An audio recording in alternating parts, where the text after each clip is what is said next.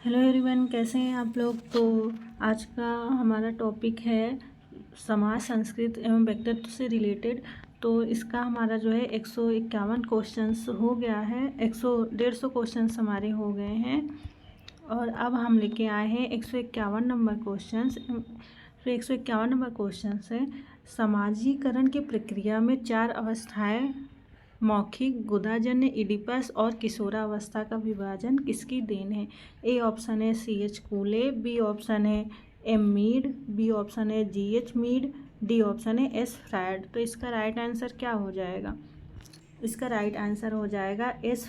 Freud. मतलब Sigmund जो Freud जी हैं, इन्होंने समाजीकरण की प्रक्रिया को 4 अवस्थाओं में बांटा है। पहला है मौखिक, दूसरा गुदाजन, तीसरा है इडिपस और चौथा है किशोरावस्था। तो समाजीकरण की 4 अवस्थाओं को बांटा है किसने? S. फ्रायड ने, सिगमंड फ्रायड ने। तो 151 का डी ऑप्शन हमारा राइट हो जाएगा। फिर हम आते हैं क्वेश्चन नंबर 152 पर। 152 नंबर क्वेश्चन है, आत्मार्थक भूमिका ग्रहण, रिफ्लेक्सिव रोल टेकिंग की अवधारणा किसने दी है। ए ऑप्शन है R.K. मर्टन, सी ऑप्शन है C.H. कूले, बी ऑप्शन है R. लिंटन, डी ऑप्शन है G.H. मीड। तो इसका आंसर क्या हो जाएगा? इसका आंसर हो जाएगा G.H. मीड। जो G.H. मीड जी हैं, इन्होंने जो है रिफ्लेक्सिव रोल टेकिंग कॉन्सेप्ट दिया है। तो 152 का डी ऑप्शन हमारा जो है राइट हो जाएगा। फिर हम आते हैं क्वेश्चन नंबर 153 पे। जो हमारा क्वेश्चन नंबर 153 है, यह क्या कह रहा है? ये क्या पूछ रहा है कि अभिकथन, ये कथन और कारण का क्वेश्चन है।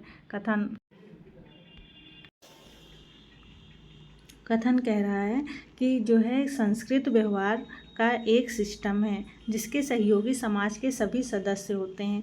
तर्क आर जो है क्या कह रहा है कि एक समाज ऐसे लोगों का समूह है जो साझी संस्कृत के सहभागी होते हैं। तो कथन और कारण का क्वेश्चन हम कैसे सॉल्व करते हैं?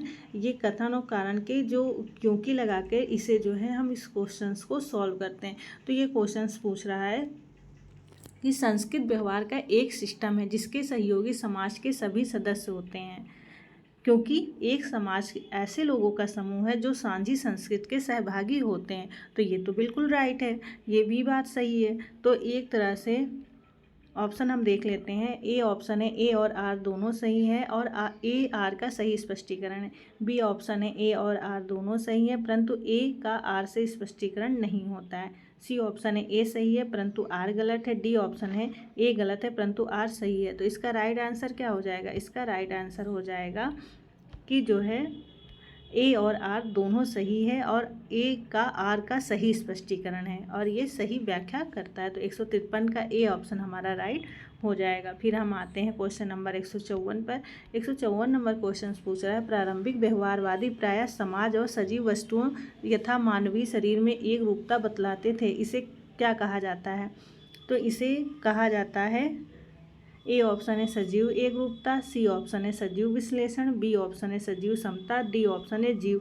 तो इसका राइट आंसर क्या हो जाएगा? इसका राइट आंसर हो जाएगा सजीव एकरूपता।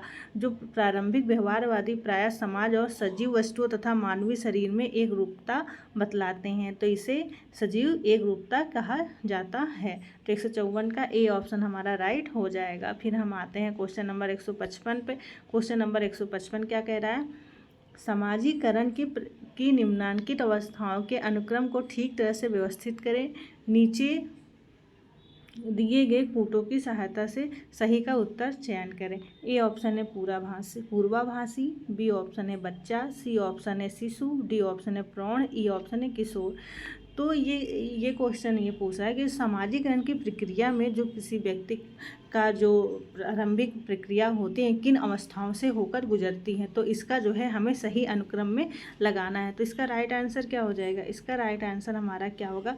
देखो पहले तो हम शिशु होते हैं, शिशु के बाद फिर क्या आता है? बच्चा। ठीक है, शिशु एक फिर बच्चा में तब्दील हो जाता है। इसके बाद से क्या होता है? इसके बाद एक बच्चे में तब्दील होता है। फिर एक बच्चे के बाद से क्या होता है?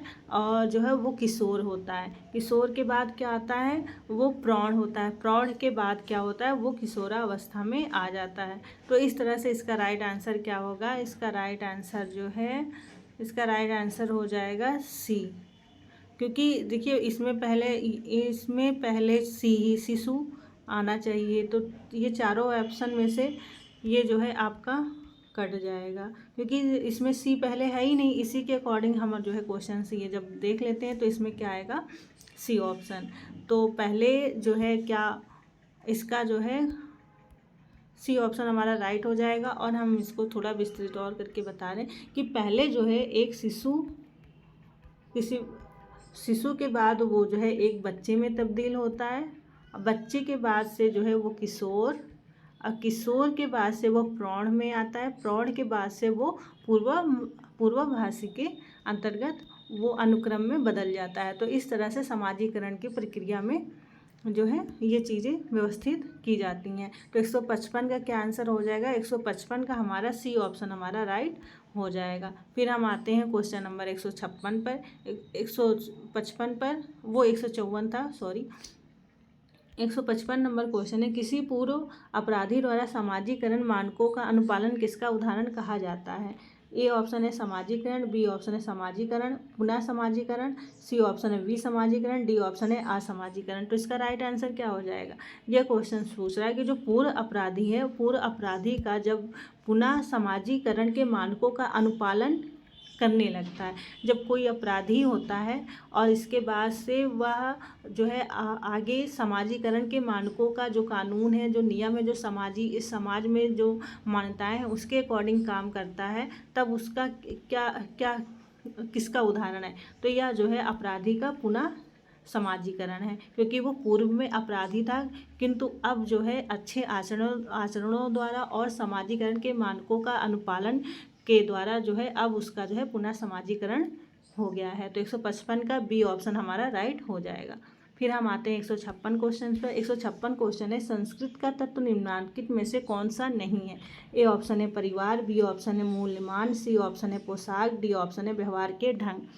तो इसका राइट आंसर क्या होगा, इसका राइट आंसर हो जाएगा परिवार। जो परिवार है यह संस्कृत का तत्व नहीं है, जबकि ये मूल्य, मान और पोशाक, व्यवहार, ये सब जो है संस्कृत के तत्व माने जाते हैं। तो 156 का ए ऑप्शन हमारा राइट हो जाएगा। फिर हम आते हैं क्वेश्चन नंबर 157 पर।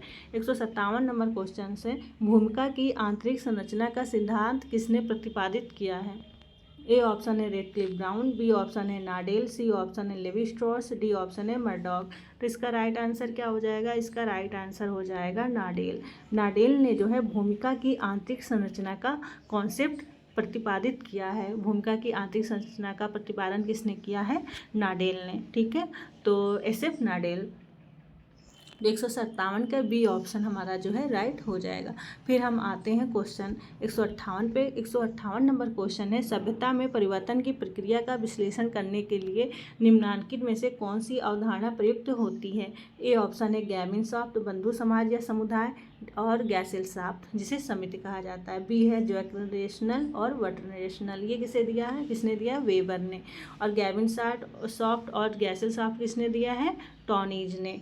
यांत्रिक और जैविक सावी एकता, सी ऑप्शन है। और डी ऑप्शन है इंद्रिय परक और विचार परक संस्कृत। इसका राइट आंसर क्या होगा, इसका राइट आंसर हो जाएगा इंद्रिय परक और विचार परक संस्कृत। तो सभ्यता में परिवर्तन की प्रक्रिया का विश्लेषण को जो है अवधारणा विश्लेषण करने के लिए जो है कौन सी अवधारणा का प्रयुक्त किया जाता है, इंद्रिय परक और विचार परक संस्कृत का। और इसे किसने दिया, ये कॉन्सेप्ट किसने दिया है, ये कॉन्सेप्ट दिया है सोरोकिन महोदय ने। तो 158 का डी ऑप्शन हमारा जो है राइट हो जाएगा। फिर हम आते हैं 159 नंबर पर। 159 नंबर है हमारा, फ्रायड के अनुसार सुपर ईगो पराहम व्यक्ति के व्यक्तित्व के उस भाग को प्रस्तुत करता है जो निम्नलिखित के जरिए सृजित हुआ है। ए ऑप्शन है रचनात्मक वर्षों के दौरान समाजीकरण, बी ऑप्शन है वृद्धावस्था में समाजीकरण, सी ऑप्शन है समाजीकरण की प्रक्रिया जो व्यक्ति के समस्त जीवन में घटती है, डी ऑप्शन है उपयुक्त में से कोई नहीं। तो इसका राइट आंसर क्या हो जाएगा, इसका राइट आंसर हो जाएगा समाजीकरण की प्रक्रिया जो व्यक्ति के समस्त जीवन में घटती है। तो फ्रायड के अनुसार सुपर ईगो पराहम व्यक्ति के व्यक्तित्व के उस भाग को प्रस्तुत करता है। तो 159 का सी ऑप्शन हमारा राइट हो जाएगा। फिर हम आते हैं 160 क्वेश्चंस पर। 160 क्वेश्चंस जो पूछ रहा है, एक लेखक ने समाज को एक समान होने की चेतना में अंतर्विष्ट समझा, निम्नलिखित में से उसे पहचाने। ए ऑप्शन है कूले, सी ऑप्शन है सीमेल, बी ऑप्शन है वार्ड, डी ऑप्शन है गिडिंग्स। तो इसका राइट आंसर क्या हो जाएगा? इसका राइट आंसर हो जाएगा गिडिंग्स। जो गिडिंग्स महोदय हैं, इन्होंने जो है समाज को एक समान होने की चेतना में अंतर्विष्ट में समझा है। तो 160 का डी ऑप्शन जो है हमारा राइट हो जाएगा। तो इस तरह से हमारे यूट्यूब चैनल पे बने रहिए, लाइक करिए, सब्सक्राइब करिए और शेयर करिए। और वीडियो देखने के लिए थैंक यू।